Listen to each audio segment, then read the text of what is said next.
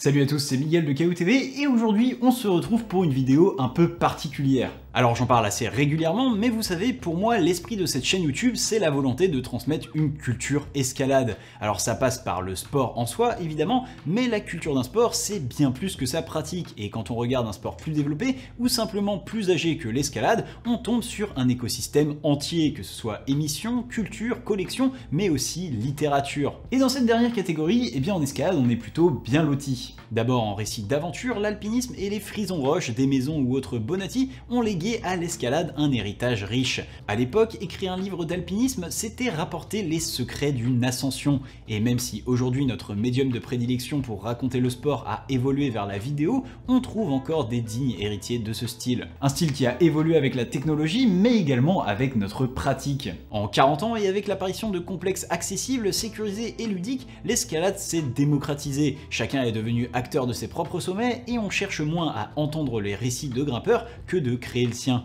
C'est donc en toute logique que si vous allez dans le rayon escalade en librairie, vous tomberez, selon mon office statistique personnel du doigt mouillé, sur 80 voire 90% d'ouvrages dédiés à l'entraînement en escalade. En effet, depuis l'apparition du concept et sa théorisation, notamment par Patrick Edlinger dans les années 80, les ouvrages dédiés se sont multipliés. Que ce soit sur la progression technique, le mental ou l'acquisition de force, la quête de la performance en escalade semble être devenue le graal de cette communauté de néo-grimpeurs naissantes. Et même si personnellement j'attends encore l'ouvrage qui m'apprendra à décoller mon cul sur les départs assis, force est de constater que les à côté se font rares. Et parmi eux, eh bien je voulais vous parler aujourd'hui de la bande dessinée. La bande dessinée, c'est un style toujours très à part de la littérature. Considérée pendant très longtemps comme destinée à un public jeune, elle s'est popularisée pour aujourd'hui devenir un incontournable. En France, on a une culture de cet art très développée avec des auteurs reconnus mondialement et un festival d'Angoulême que l'on ne présente plus. Pourtant, en escalade, le style reste quasiment inexistant. Alors en littérature de montagne, on a bien quelques grosses références du genre, avec l'auteur Jean-Marc Rochette et son excellentissime Aile froide d'altitude 3954,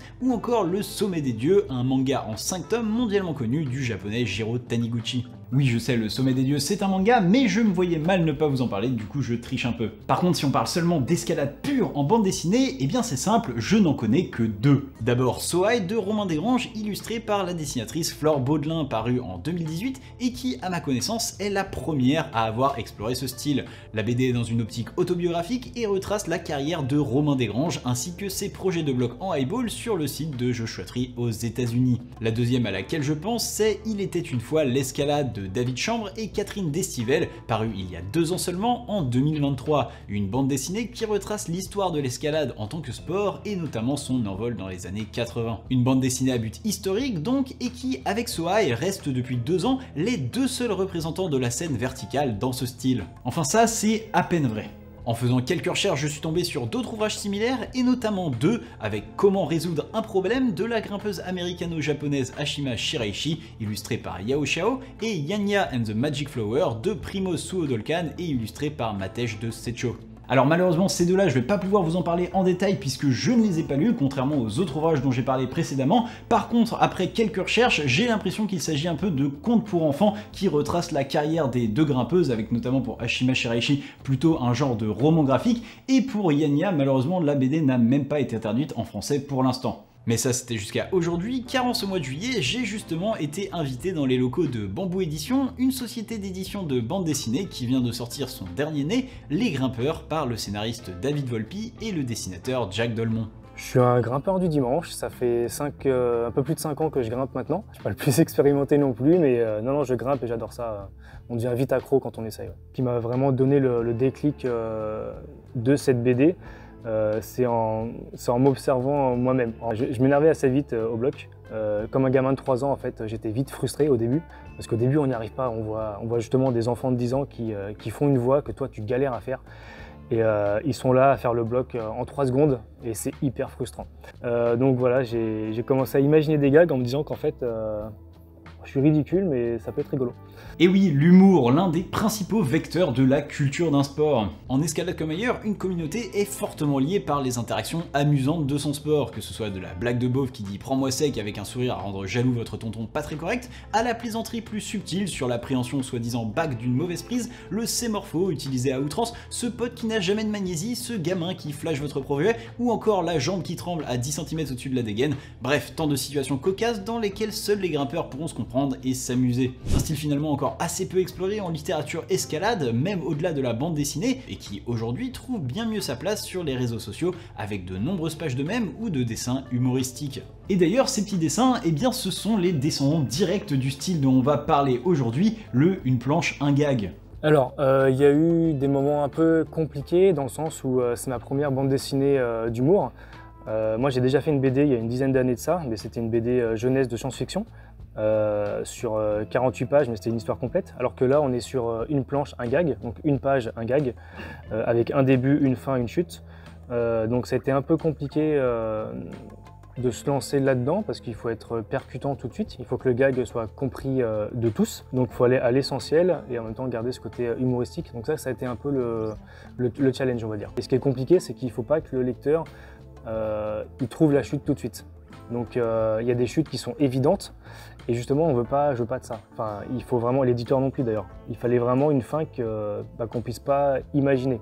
Quand j'étais jeune, j'étais moi-même un très gros lecteur de bandes dessinées. Alors j'aimais bien les bandes dessinées classiques avec beaucoup d'aventures comme les Tintin, Astérix, Lucky Luke, mais je crois que mes préférés c'était quand j'allais chez ma grand-mère et que je tombais sur cette collection de BD humoristiques avec des gags très courts tenant en une page, voire parfois une demi-page. Alors je parle évidemment des Gaston Lagaffe, Léonard ou plus tard dans un univers encore plus déjanté, les Kid Paddle ou les Game Over. Et si c'est une petite parenthèse que je fais pour vous en parler aujourd'hui, eh bien c'est aussi parce que ce style a énormément influencé mon humour personnel et celui que vous retrouvez sur la chaîne au quotidien. Et d'ailleurs c'est encore plus criant pour ceux qui me suivent sur Instagram, c'est exactement le genre de dessin que je propose. Des petites bandes dessinées impactantes de quelques cases pas plus et avec une chute inattendue. Et pour la petite anecdote, avant de dessiner des cailloux qui parlent, sachez que 90% de mon temps je dessinais des monstres non sans d'une certaine inspiration de ces dernières BD citées. Bref, cet art de faire rire en une planche, il est drôle, il est impactant, mais il est très loin d'être simple à mettre en place et ça passe d'abord par un bon texte, mais également un bon dessin.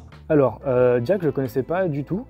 C'est mon éditeur, donc c'est Olivier Sulpice qui m'a mis en relation avec lui, parce que Jack avait déjà envoyé des projets chez Bambou. Et il s'avère que son dessin correspondait parfaitement à la collection Humour, avec des personnages très expressifs, réalistes et expressifs. Et du coup, il nous a mis en relation. Le feeling est tout de suite passé, on s'est tout de suite bien entendu sur le projet, on était vraiment en phase. Et du coup, on a fait des petits tests. Donc il a commencé à dessiner les premiers gags. Et on s'est rendu compte que son dessin, ça collait parfaitement, il a su s'adapter, il a eu un style qui correspondait parfaitement. Donc, voilà. La bande dessinée, c'est avant tout de l'iconographie, représenter au plus simple des visages réalistes et complexes en mettant en avant des expressions fortes pour exacerber les émotions et les déclencher chez le lecteur. Un concept très bien défini dans la bande dessinée L'Art Invisible du mondialement connu Scott McCloud. Alors là, on sort un petit peu plus loin du champ de l'escalade et pourtant c'est important que je vous en parle puisque avec l'escalade, on apporte une complexité nouvelle au dessin. Car en plus des positions classiques de personnages, on rajoute toute une dimension physique. On ne peut pas dessiner un personnage dans n'importe quelle position sous peine de perdre toute crédibilité auprès du grimpeur averti. D'ailleurs, je fais encore une comparaison avec mes dessins, mais pour la petite anecdote, eh bien au tout début de Caillou, mes Pierre et Pierrette, les petites créatures que vous voyez souvent en vidéo ou dans mes dessins Instagram, en plus d'être très moches, n'avaient pas de pieds, mais bien des petites boules qui leur servaient de membres, et c'était pas pratique du tout pour dessiner de l'escalade. Bon, maintenant ils ont des pieds, le problème c'est que leurs membres sont toujours beaucoup trop courts, et c'est toujours pas très pratique. Alors la BD elle sort le 2 juillet, c'était un des objectifs de la sortir juste avant la Coupe du Monde d'escalade à Chamonix, qui aura lieu le 10 ou le 11 juillet, enfin sur les 2 jours. Donc objectif réussi. Donc voilà, et puis je serai à Chamonix d'ailleurs en dédicace, donc j'ai hâte d'avoir les premiers retours.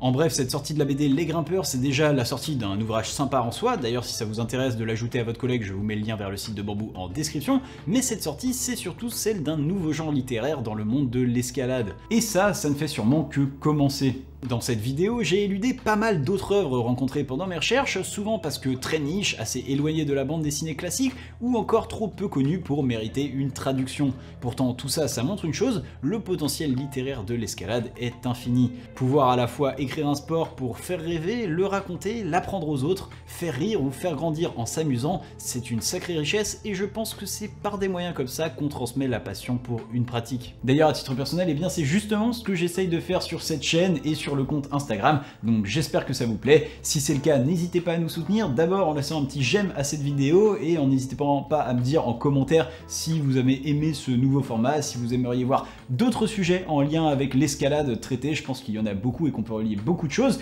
N'hésitez pas non plus à aller nous soutenir financièrement sur notre page Tipeee, à vous abonner à la chaîne si ce n'est pas déjà fait. Bref, vous connaissez la rengaine et sur ce, moi je vous dis à la prochaine. Tchuss!